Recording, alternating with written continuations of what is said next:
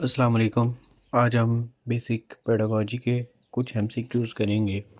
ये जो एमसीक्यूज़ हैं ये आपको आगे आने वाले पीएससी और एनटीएस में हेल्पफुल होंगे क्योंकि ज़्यादातर यहाँ से ही एमसीक्यूज़ बनते हैं।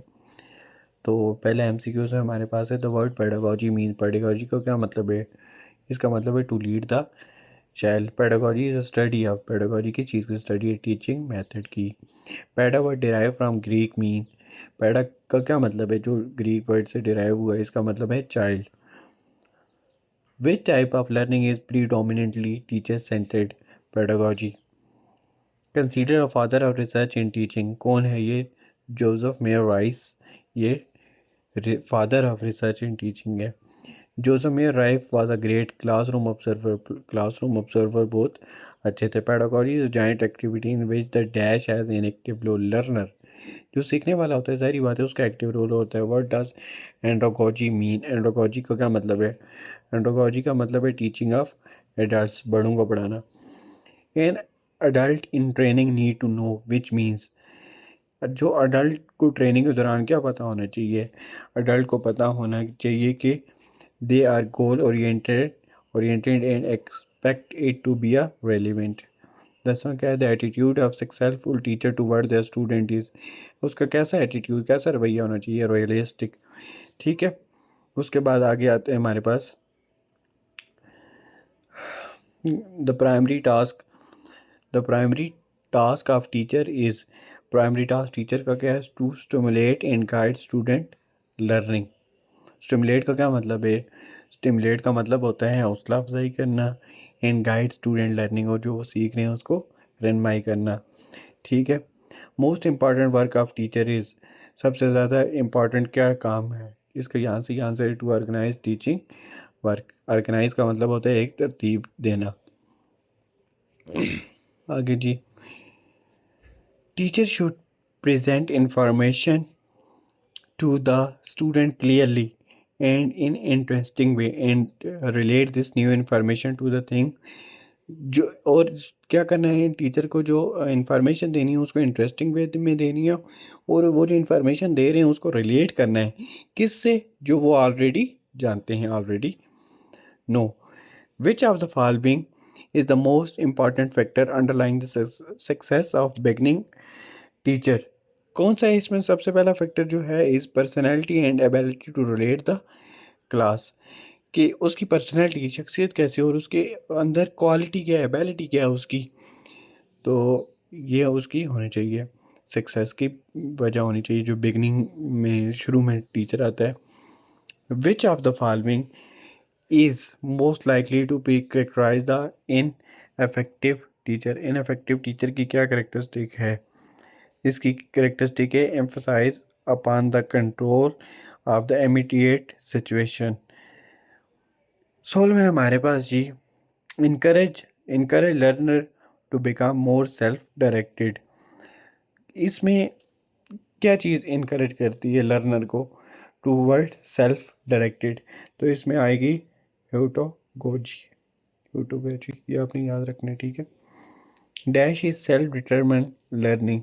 कौन सी सेल्फ डिटरमाइन लर्निंग है? तो इसमें आएगा यही CO2G। सेल्फ, ये देखें यहाँ पे भी सेल्फ का वर्ड आया है, यहाँ पे भी सेल्फ का वर्ड आया है, तो इसलिए ये ह्यूटोगोजी हो गया। 18 learner are problem finder and become inter dependent on those who can help them determine the root. ये भी ह्यूटोगोजी है, ठीक है। Role of teacher is coach, bring together opportunity and foster culture of collaboration and curiosity। तो इसका क्या जवाब है जी हमारे पास? ह्यूटोगोजी। ये सारे एक ही जवाब है, ये आपको बताना चाहते हैं ह्यूटोगोजी की क्या क्या डिफिनेशन होगी। Learner are inquiry Learner are inquiry driven, take long term view of their learning, seeking further complexity and uncertainty। ये भी ह्यूटोगोजी होगी, ठीक है। इसके बाद नीचे आते हैं फोकस ऑन को लर्निंग एंड को क्रिएटिंग। तो इसका क्या जवाब होगा हमारे पास? पेडागोजी। फोकस ऑन को लर्निंग एंड को क्रिएटिंग। पीयर पीयर पीयर क्या होते हैं? पीयर कहते हैं आपके क्लास फेलो उसको, पियरो पियरागॉजी, ठीक है। को लर्निंग आपकी ज़ाहिर बात है आपके पीयर के साथ ही होगी। तो अगला क्वेश्चन है इनकरेज लर्नर इंगेजमेंट इन इन ऑनलाइन इन्वायरमेंट। तो इसका क्या जवाब होगा? Cyber gauzy. ये देखते रहते हैं ना आप साइबर क्राइम, तो साइबर जो इंटरनेट से रिलेटेड चीज़ होती है ऑनलाइन। तो इसके बाद है the first learning centre of child is. पहला सबसे पहले इंसान कहाँ पे सीखता है? आपके घर में सीखता है, तो home. A scoring guide use to evaluate the quality of student is called rubrics. जब क्वालिटी स्कोरिंग गाइड्स जो क्वालिटी ऑफ स्टूडेंट को एवेलुएट करते हैं उनको क्या कहा जाता है? Rubrics. Education according to John Dewey is. John Dewey की एजुकेशन के मुताबिक learning to do by doing. John Dewey ने प्रोग्रेसिविज्म थ्योरी भी दी थी। उसमें क्या होता है? Learning to do by doing, मतलब एक्सपेरिमेंट से आप लर्निंग करते हो। According to John Dewey school must prepare student for, किसके लिए तैयार करने चाहिए आपको?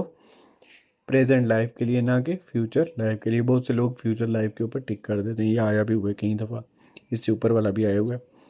According to John Dewey educational process has two side. कौन कौन से साइड होते हैं? Psychological and sociological. ये क्वेश्चन आए होते हैं जॉन डेवी से, बहुत दफ़ा आते हैं। विच of the following is dimensional teaching add.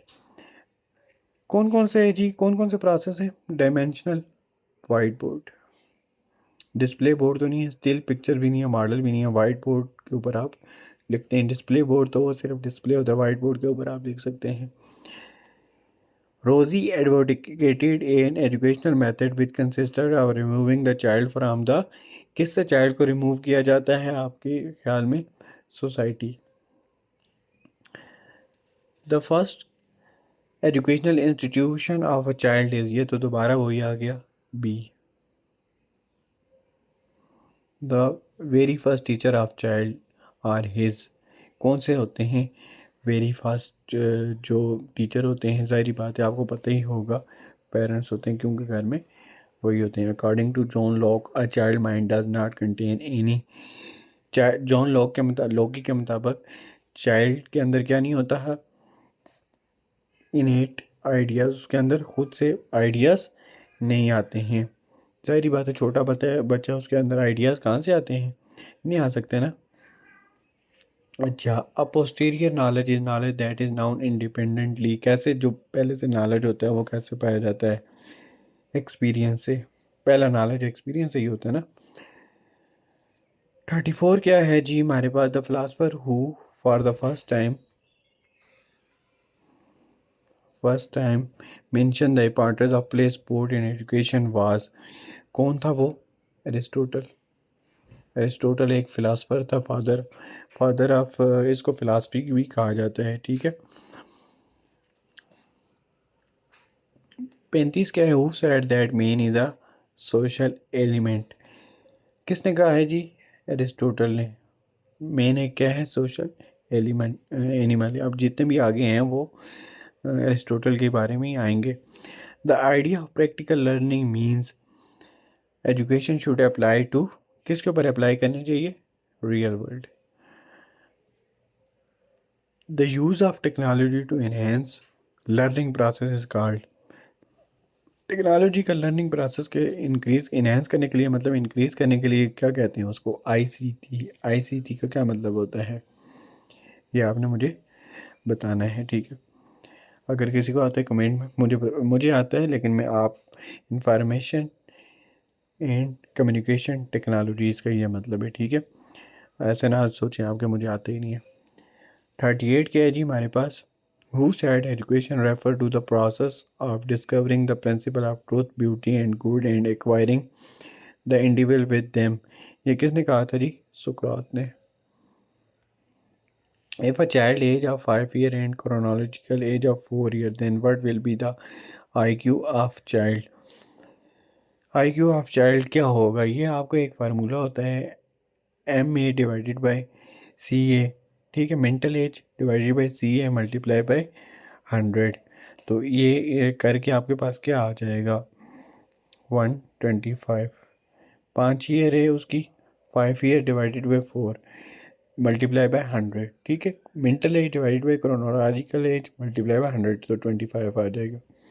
What will be the IQ of 25-year-old boy whose mental age is 16। ये भी आपने डिवाइड करना है, तो डिवाइड करके क्या आंसर आ जाएगा 64। ठीक है, क्या फार्मूला मैंने आपको बताया, MA mental as divided by CA multiply by 100। ये इसकी परसेंटेज निकालने का तरीका है, मतलब IQ लेवल निकालने का फार्मूला है। ठीक है, IQ किसने दिया था, ये दिया था सैमन ने दिया था, या फ्रूड ने दिया था, सैमन और फ्रूड इन दोनों में से किसी ने दिया। ठीक है, उम्मीद है इस वीडियो की आपको समझ आ गई होगी। इससे आगे ये इंटेलिजेंस क्या होती है, IQ क्या होता है, ये IQ सारी चीज़ें हम लोग पढ़ेंगे। अब IQ मैयर क्यों किया जाता है, ये सब चीज़ें अगर आपको ये MCQs बहुत दफ़ा रिपीट होते हैं, आप यही याद कर लें तो आप लोग के लिए बहुत हैं। अगर आपको वीडियो अच्छी लगती है तो सब्सक्राइब करें, अगर आपको अच्छी नहीं लगती है तो कमेंट में बता सकते हैं कि किस तरह से बेहतर किया जा सके। एक्सप्लेन करूँ या सिर्फ MCQs टिक करता रहूँ, ठीक है, या तो पूरी थ्योरीज एक्सप्लेन करूँ। अल्लाह हाफिज़।